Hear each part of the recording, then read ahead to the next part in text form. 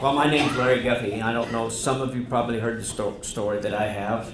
Diane wanted me to keep this short. She just wanted me to talk about the health issues. Well, if I just name all the health issues, that'll take the whole time. So, heart disease, kidney, renal failure, and diabetes.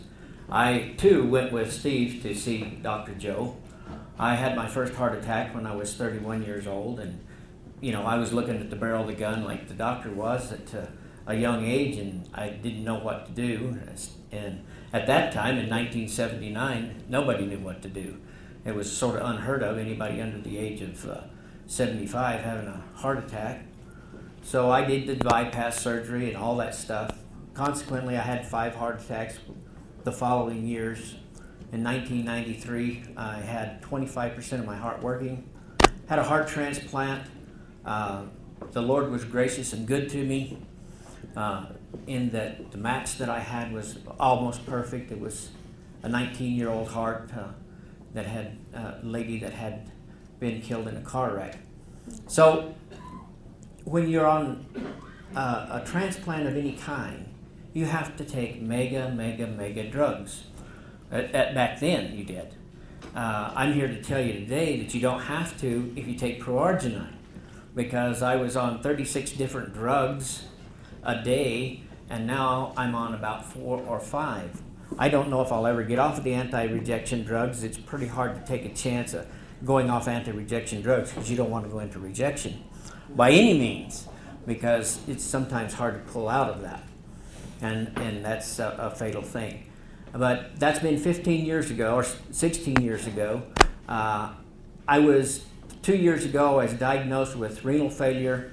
Was going to have a shunt put in to do dialysis because the cyclosporin that is taken for my anti-rejection to my heart was killing my kidneys, and that's one of those crazy things that happen.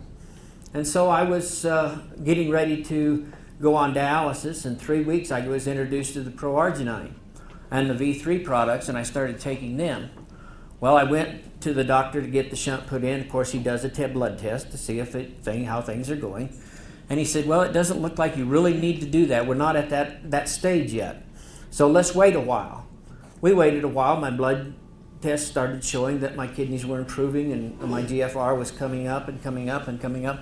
Well, 3 months later, he says, well, we don't even want to think about putting you on the transplant list anymore.